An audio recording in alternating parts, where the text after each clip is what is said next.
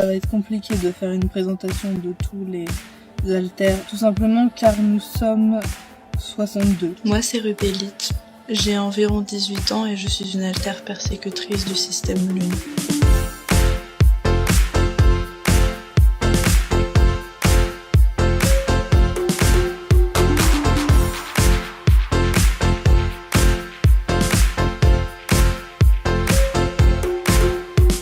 Dans quelques jours aura lieu la Plural Positivity World Conference 2023.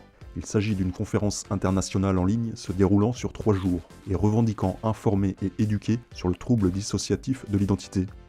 L'événement, organisé par une association néerlandaise nommée Pluriel, se divise en 3 sessions dont nous verrons plus loin les intitulés gratinés. Notons que cette association Pluriel affiche clairement son communautarisme et militantisme LGBT. Dans leur article intitulé « Troubles dissociatifs de l'identité, apprenez à mieux connaître vos haltères avec cette liste de questions », nous y trouvons en tête de liste le nom, l'âge, puis directement les pronoms utilisés et la catégorie LGBT+, du pseudo-halter. Nous trouvons sur son fil Twitter ce genre de post. Ici, le récit semi-autobiographique d'une artiste queer, une femme trans multiple se découvrant être également un chien.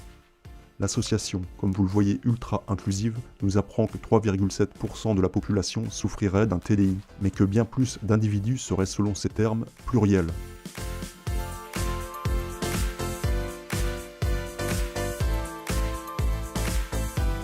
L'appellation pluriel est une sorte de label, un terme parapluie regroupant toutes les formes de multiplicité. Ce vague concept de pluralité est donc une grande porte ouverte aux pires dérives psy-auto-diagnostiquées.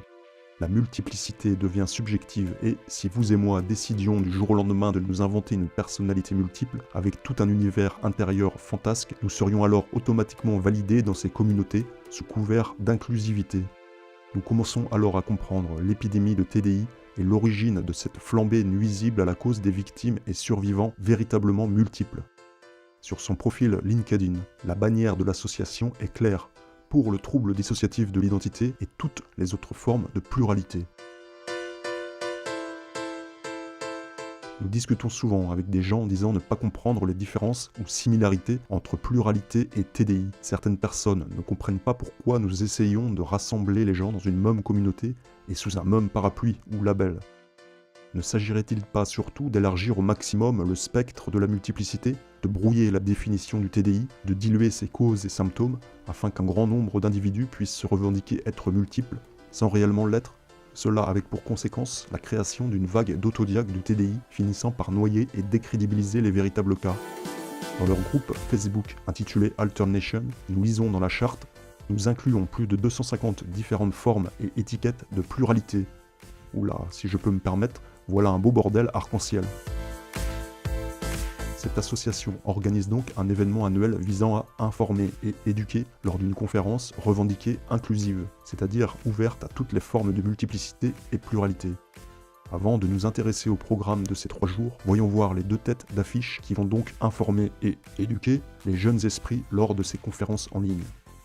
Tout droit sorti des sphères wokistes américaines, tout d'abord Jamie Merich, militante LGBT pro-avortement, ayant été récompensée d'un grand prix par l'association NALGAP pour ses plaidoyers LGBT à la fois dans ses écrits et ses formations. Cette femme revendiquée yogini, maître Reiki et thérapeute EMDR, cautionne et encourage les autodiagnostics. If you hear professionals or psychiatrists articulating their concern about self-diagnosis, I consider you to wonder, is it because they're afraid that they're not going to be relevant in the future?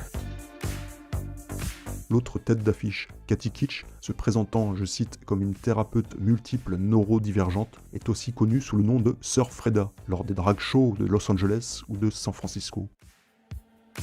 On peut donc supposer que ces conférences en ligne seront très largement orientées par une certaine idéologie woke.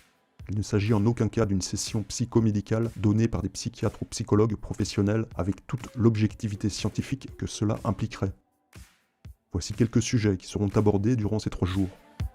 Rêverie compulsive et immersive. Est-ce qu'il vous arrive de rêver les yeux ouverts, de vous imaginer votre propre univers où vous pouvez vous échapper ?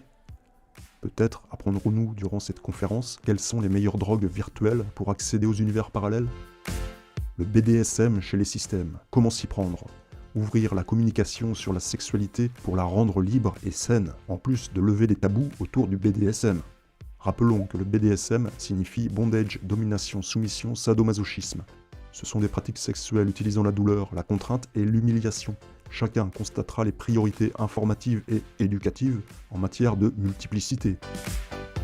Discours autour de la légitimité. Comment se sentir légitime en tant que personne multiple, en particulier avec des alters fictifs. Une personne qui se décrète du jour au lendemain multiple, s'inventant un monde intérieur avec une brochette d'alters, ne doit en aucun cas être contrariée dans son autodiag, mais être validée, légitimée, même si c'est du fake. L'expérience d'avoir un morceau de soi externe. Partage d'expérience d'avoir un morceau de soi externe, ici dans le corps d'une peluche. On entrera peut-être ici dans les questions métaphysiques liées au TDI, les sorties astrales lors des dissociations extrêmes, les fragments d'âme ou alters congelés dans un autre espace-temps. J'en doute. L'avenir des luttes politiques pour la multiplicité. La multiplicité et son avenir dans les luttes politiques. Comment y voir clair ?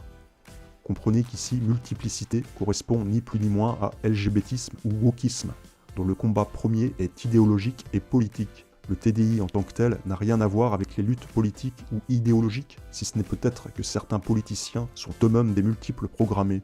Bref. De la norme singlet à la fierté plurielle. Comment sommes-nous devenus pluriels après avoir vécu la multiplicité de 1000 façons ? Nous retrouvons là l'idéologie LGBT avec cette expression typique de fierté plurielle, correspondant aux multiples étiquettes de genre et de sexualité qu'une personne peut adopter.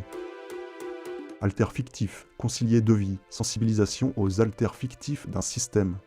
Je ne connaissais pas cette notion d'alter fictif. Je peux donc m'inventer des personnalités altères sans avoir de TDI ?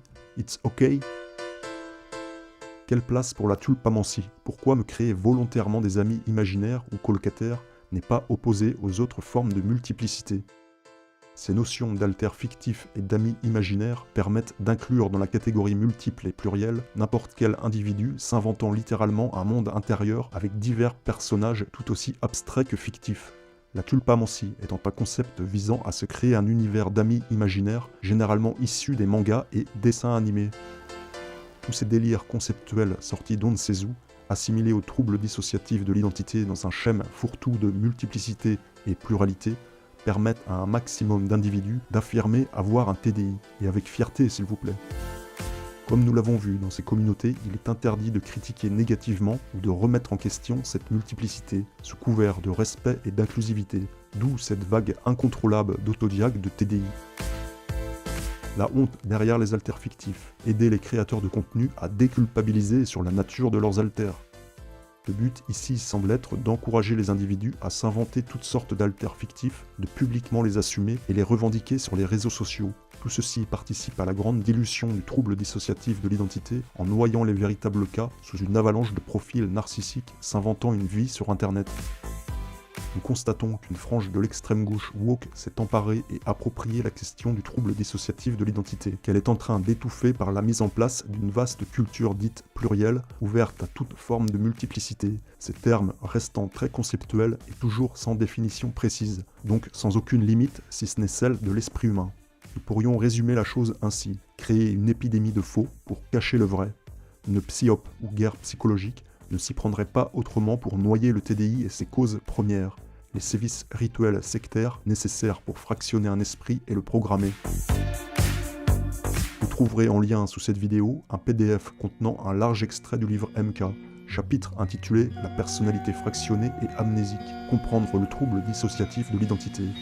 Partagez-le au maximum, merci.